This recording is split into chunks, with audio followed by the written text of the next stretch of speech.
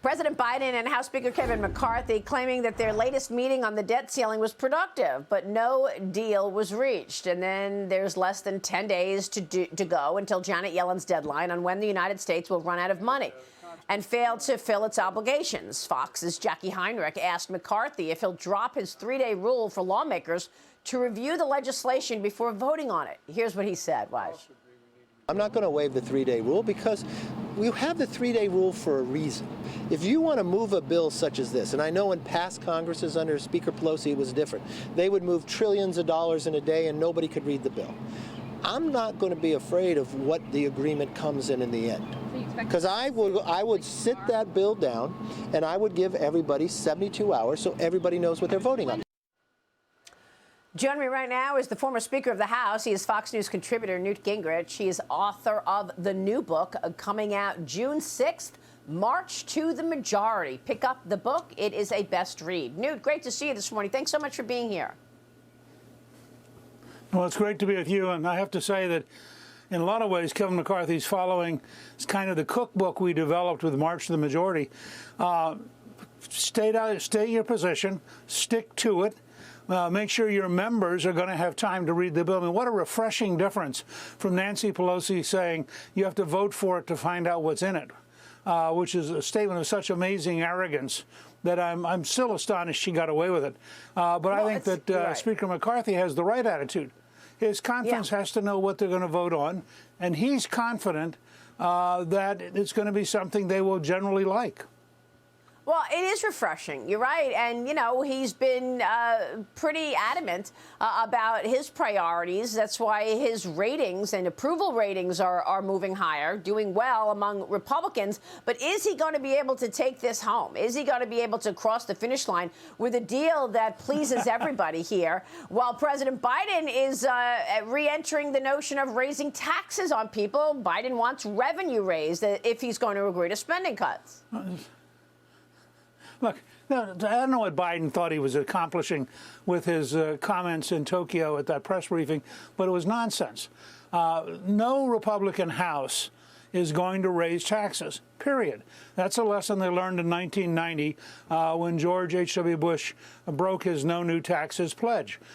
This party is deeply committed to lower taxes, not higher taxes. We're deeply committed to lower spending, not higher spending. And let's be clear.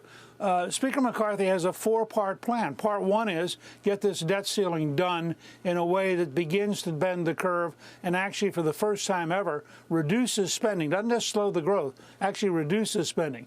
Act 2 is going to come up in the very near future when the Budget Committee reports out a budget that I believe will get to balance in 10 years. As you remember, Maria, we helped balance the budget for 4 straight years when I was Speaker. Act 3 is going to be the continuing investigations into the entire sickness and corruption of our establishment and our bureaucracy. And then Act 4 is going to be a real fight this fall over appropriations, because I have a hunch the House Republicans are going to begin really reshaping the executive branch and the appropriations cycle. So McCarthy's got a 4-part process to go to his members with. This is step 1, and it's a very big step towards a more effective conservatism. Yeah, and do you think that the conservatives and the Freedom Caucus, who are, you know, really demanding spending cuts and demanding a more balanced budget in the future, do you think they're going to stand with him? Look, I think the people who are going to be the most unhappy are AOC and the radical Democrats, because in the end, everything Biden promised, you know, he won't negotiate, he won't agree to this, he won't agree, all that stuff is going to disappear as they get down to the crunch. And the bill that's going to come out of this, which, again, has to have President Biden's support, I suspect that traditional Democrats are going to vote for it. The left is going to scream, call it a sellout. On the right, I think there'll be a handful of people who will vote no. But overall, I think when they realize this is the first step towards a balanced budget, and I think that it's clear that the Budget Committee chairman can literally walk them through how they're going to get to a balanced budget within 10 years. I think most people on the right are going to think this is a very, very significant victory. Yeah, and he's already having victories. The Republicans are doing what they told us that they would do. Meanwhile, the president's approval rating keeps dropping. A new AP NORC poll reveals a whopping 76% of Americans say the economy is in poor condition. The poll also finds 2/3 of people disapprove of President Biden's handling of the economy, Newt. Your thoughts on these numbers going into this election season? We're about to talk about the 2024 candidates. Look, Cliff and I went to the grocery store this weekend, and some of the prices were just astonishing. And you go back and think a few years ago what you were paying, and I think that's what you're seeing reflected. Every time people turn around, Biden has failed on inflation. He has failed on the border. He's failed with crime. You just go down a whole list of things. You just had a very interesting report about air travel and the degree to which Secretary Buttigieg is utterly, totally incompetent. President Biden has never visited East Palestine to see the damage done by that train crash, for example. So I think people look at this and they say, he ain't getting the job done. It's not complicated. It's not ideological. He's just not getting the job done. And then you look at him overseas, and it's embarrassing. You compare Trump's strength for 4 years with Biden's weakness. It's an astonishing switch for the American people to see their country this weak in foreign policy.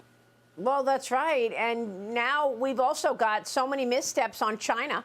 As we all question whether or not the president is compromised after having taken all that money from Chinese companies, according to James Comer, the chairman of the House Oversight Committee. But let's talk about the 2024 election, because we've got the first GOP primary debate in August, just a few months away, and another Republican has entered the race for the White House yesterday. Watch this. Joe Biden and the radical left are attacking every single rung of the ladder that helped me climb. And that's why I'm announcing today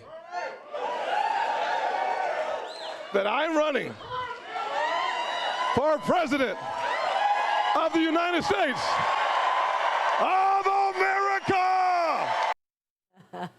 South Carolina Senator Tim Scott kicking off his 2024 campaign with more cash on hand than any other GOP hopeful.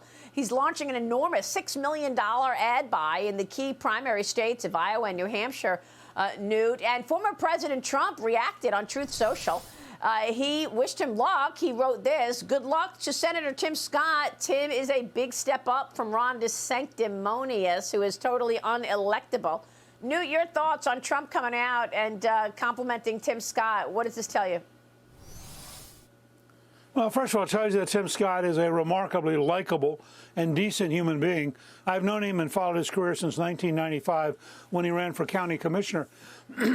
He's a terrific person. He naturally brings people together. He's a deeply committed Christian and thinks that his job is to bring hope and opportunity and faith to people, not hostility and fighting. And I think that President Trump genuinely likes him. Plus, candidly, if you're in Trump's position, the more candidates, the better. I mean, he beat 15 or 16 other people to get the nomination in 2016. What's happening to DeSantis is he's beginning to shrink from being one of two to being one of many, which is a really dangerous position for him and makes it easier, actually, for President Trump to win the presidency. I suspect in his own mind, President Trump thinks, it'd be great if Governor Sununu ran. It'll be great if other people run. Be great to see Youngkin get in the race. The more people that run, the more the anti-Trump base will be fractured, and the Trump base itself remains, very remarkably stable. Incredible. Trump, this morning consult poll has Trump at 61%, up 43 points above DeSantis, which is at 18%. Pence, Haley down 6% and 4%. Vivek, 4%. I mean, all of these names are way lower than where Trump is right now. What do you think's going on with that, Newt? Well, first of all, I think the most interesting candidate is Vivek Ramaswamy, who came out of nowhere, much like Trump. I've done 2 podcasts with him at Gingrich 360 back when he was writing books. He's really smart. I think he's 36 years old and already remarkably wealthy and has really, I think, brought a new kind of air of interesting ideas to the race. Again, I think Tim Scott will do surprisingly well because he has such deep integrity and such likability. that I think he is going to be able to be pretty competitive. And the challenge for DeSantis is that he's been sliding now for about 3 months. There was a period, remember, when he was actually within striking distance of Trump. And as you point out, every recent poll shows Trump getting stronger. And I think part of that is the Durham report, the 300 pages that say that the FBI, the Justice Department, and the news media lied about Donald Trump. I'm actually writing kind of an alternative history. What would it have been like if they'd been honest? What would the Trump administration have been like if he hadn't been beleaguered from day one?